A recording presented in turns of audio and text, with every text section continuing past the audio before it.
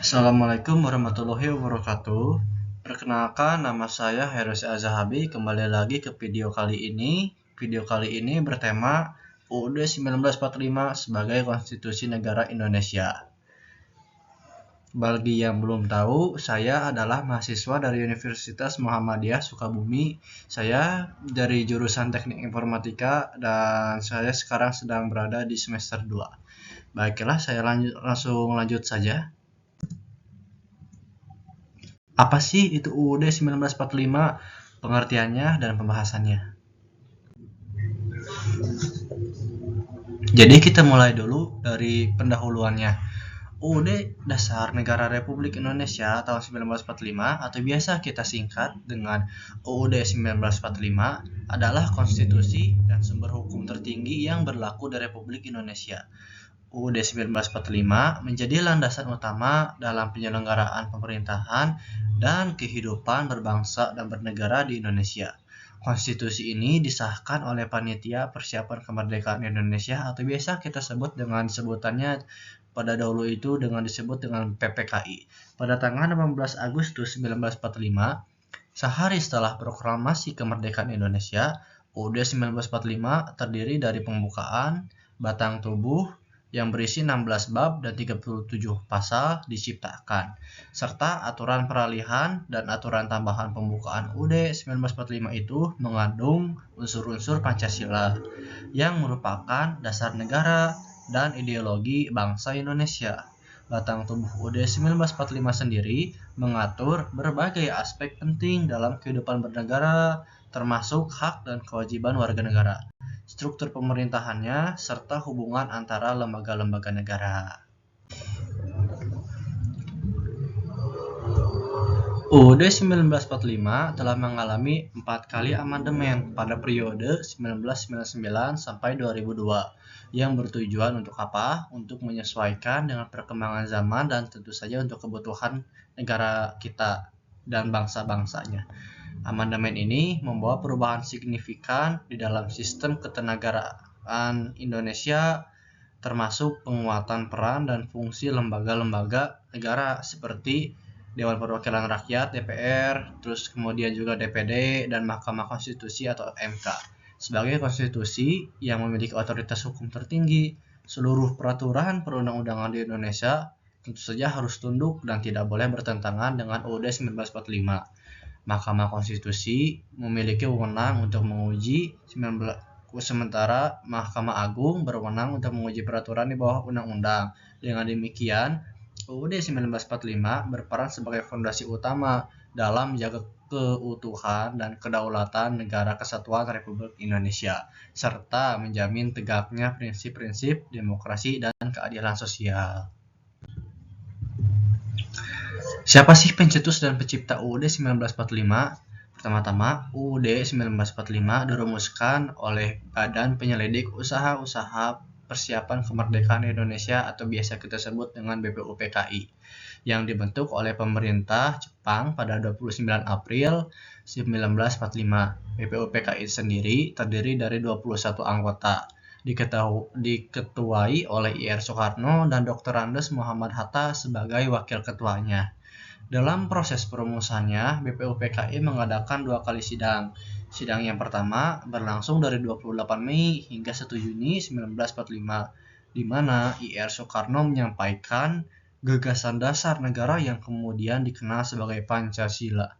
Sidang kedua berlangsung dari 10 hingga 16 Juli 1945, di mana BPUPKI membahas rancangan UUD dan membentuk panitia kecil yang diketuai oleh Supomo untuk merumuskan pasal-pasal UUD. Setelah BPUPKI menyelesaikan tugasnya, Panitia Persiapan Kemerdekaan Indonesia atau PPKI yang juga diketuai oleh Soekarno ini mengesahkan UUD 1945 pada 18 Agustus 1945, sehari setelah proklamasi kemerdekaan Indonesia. Kenapa sih diciptakan UUD 1945 itu, atas alasan apa begitu? Alasan utamanya tentu saja dibuatnya UUD itu karena untuk menyediakan landasan hukum yang pertama dan kedua adalah konstitusi bagi negara yang baru merdeka seperti negara kita waktu itu, Indonesia. Setelah proklamasi kemerdekaan pada 17 Agustus 1945, Indonesia tentu saja memerlukan sebuah konstitusi yang dapat mengatur tata kelola negara, yang menjamin hak dan kewajiban warga negara, serta menetapkan struktur kewajiban warga negara, serta menetapkan juga UUD 1945 yang dirancang untuk mencerminkan nilai-nilai dan aspirasi bangsa Indonesia yang baru merdeka, termasuk semangat kebangsaan, persatuan, dan keadilan sosial. Konstitusi ini juga bertujuan untuk menghindari kekosongan hukum dan memberikan legitimasi kepada pemerintah dalam menjalankan tugas-tugasnya. Selain itu, UUD 1945 mengandung Pancasila sebagai dasar negara yang menjadi pedoman dalam kehidupan berbangsa dan bernegara. Pancasila itu juga mencerminkan nilai-nilai luhur yang dipegang oleh bangsa Indonesia seperti ketuhanan, kemanusiaan, persatuan, kerakyatan, dan keadilan sosial sesuai dengan poin-poin yang berada pada Pancasila sendiri. Dengan UUD 1945 diharapkan terciptanya di Indonesia itu stabilitas politik dan hukum yang diperlukan untuk membangun dan mengembangkan negara Indonesia yang merdeka, bersatu, berdaulat, adil, dan makmur. Dengan adanya UUD 1945 juga memberikan kerangka kerja bagi pembentuk lembaga negara yang berfungsi untuk menjalankan pemerintahan seperti Dewan Perwakilan Rakyat, DPD, Presiden, dan Mahkamah Konstitusi. Demikian juga UUD 1945 berperan sebagai fondasi utama dalam menjaga keutuhan dan kedaulatan negara NKRI serta menjamin tegaknya prinsip-prinsip demokrasi negara nasional kita. Jadi apa sih peran Pancasila terhadap UUD 1945? Karena tentu saja Pancasila dan UUD 1945 itu adalah dua hal yang tidak bisa dipisahkan, walaupun itu adalah dua hal tapi mereka memiliki keterkaitan satu sama lain. Pancasila memiliki peran yang sangat penting dalam pembukaan UUD 1945 karena ia merupakan dasar negara dan ideologi bangsa Indonesia.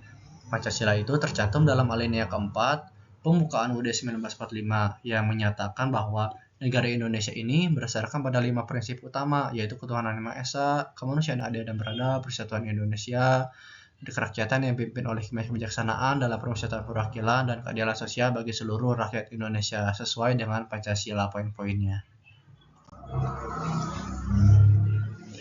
Konstitusi Nasional. Kita memulai dengan pembahasannya. Apa sih konstitusi? Konstitusi nasional adalah dokumen fundamental yang mengatur dasar-dasar kenegaraan suatu negara. Tentu saja itu penting. Konstitusi ini berfungsi sebagai landasan hukum tertinggi yang menetapkan prinsip-prinsip dasar negara, mengatur hubungan antara organ-organ negara, dan menjamin keseimbangan kekuasaan. Dalam konstitusi terdapat aturan-aturan yang mengatur hak dan kewajiban warga negara, struktur pemerintahan, serta mekanisme pengambilan keputusan.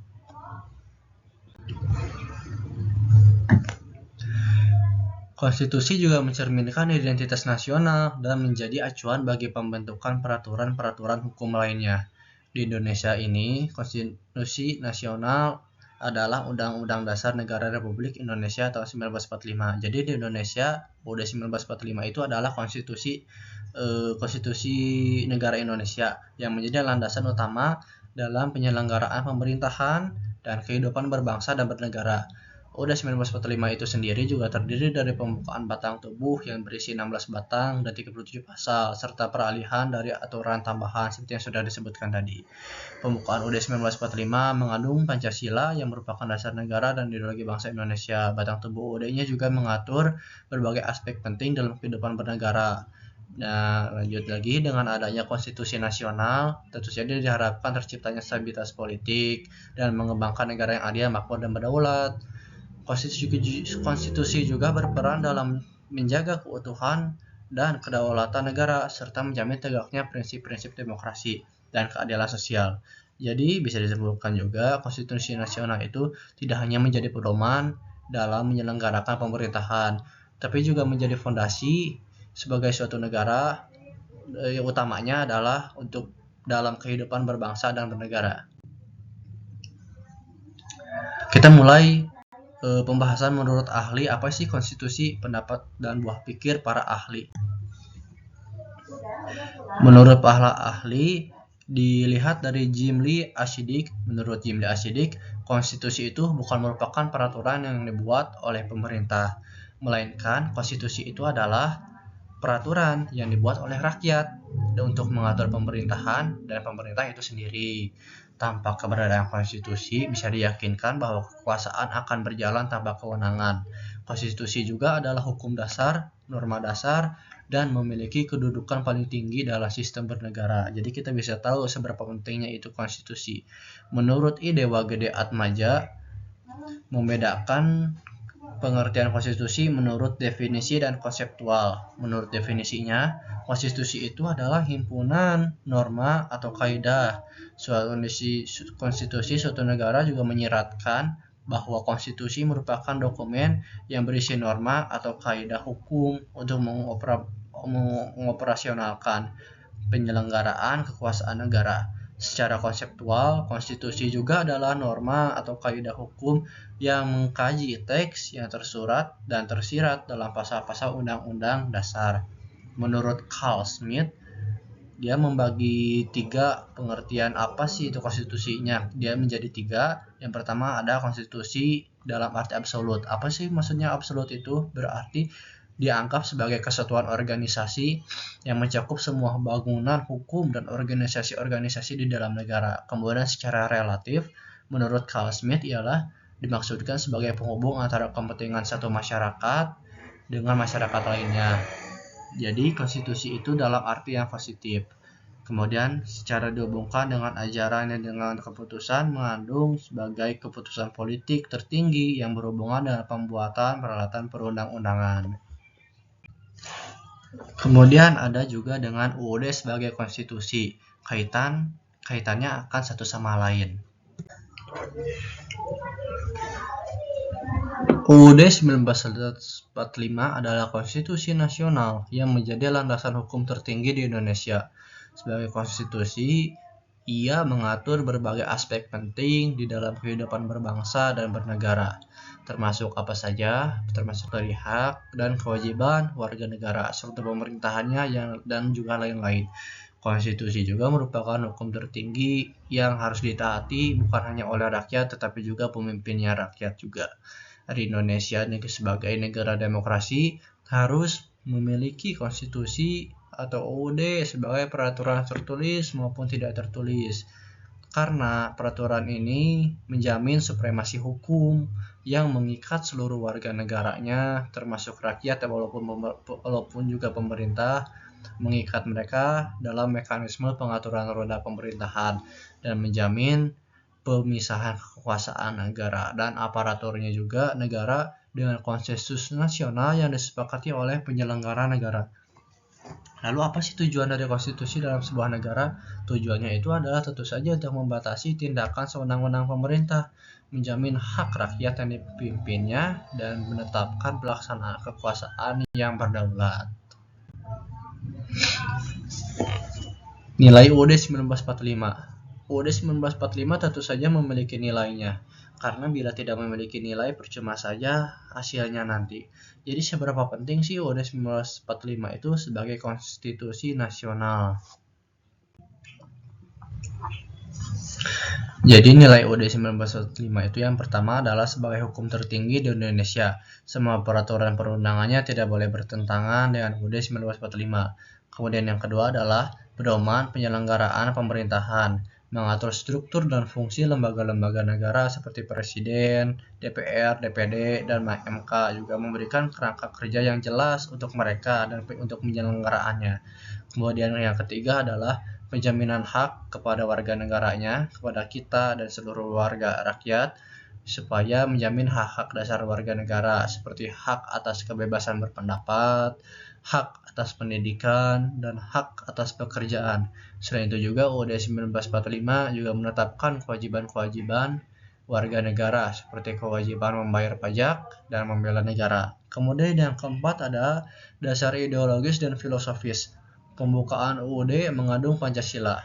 Kenapa? Karena merupakan dasar negara dan ideologi bangsa Indonesia. Pancasila memberikan arah dan pedoman bagi pembentukan hukum dan kebijakan di Indonesia, serta menjadi acuan dalam kehidupan berbangsa bernegara, agar UUD 1945 bisa menjadi pedoman dalam mengatur kehidupan bangsa dan tentu saja jelas. Kemudian poin yang kelima ada stabilitas politik dan hukum. Dengan adanya UUD ini diharapkan terciptanya stabilitas politik oleh UUD dan hukum yang diperlukan untuk membangun dan mengembangkan negara yang adil, makmur, dan berdaulat. UUD juga berperan dalam menjaga keutuhan dan kedaulatan di NKRI ini. Kemudian yang selanjutnya adalah bila UUD 1945 itu tidak dijadikan konsensus konstitusi nasional, apa sih yang terjadi bila UUD ini bukan sebagai konstitusi atau bahkan juga Indonesia itu tidak memiliki konstitusi nasional gitu? Apa yang terjadi? Yang pertama adalah penggunaan konstitusi lain. Yang pertama pasti kita sebagai Indonesia mungkin saja akan menggunakan konstitusi lain seperti konstitusi Republik Indonesia dulu atau biasa disebut RIS dulunya, Undang-Undang Dasar Sementara 1950 yang pernah berlaku pada masa lalu. Kemudian ada kekosongan hukum. Tanpa konstitusi, tentu konstitusi yang jelas, tentu saja keadaan Indonesia tidak akan terlalu jelas. Bisa terjadi kekosongan hukum yang menyebabkan ketidakpastian dalam penyelenggaraan pemerintahan dan kehidupan berbangsa. Hal ini dapat mengakibatkan ketidakstabilan politik yang merajalela dan sosial yang buruk, serta potensi penyalahgunaan kekuasaan oleh pihak-pihak tertentu atau bahkan juga mungkin bisa muncul anarkis-anarkis. Perubahan struktur pemerintahan juga mungkin akan berbeda bila tidak dijadikan konstitusi UUD itu. Misalnya konstitusi RIS itu kan mengatur Indonesia sebagai negara federal dengan pembagian kekuasaan antara pemerintah pusat dan negara bagian. Pengaruh terhadap hak dan kewajiban warga negara juga pastinya akan berbeda. Konstitusi lain mungkin memiliki ketentuan yang berbeda mengenai hak dan kewajiban warga negara.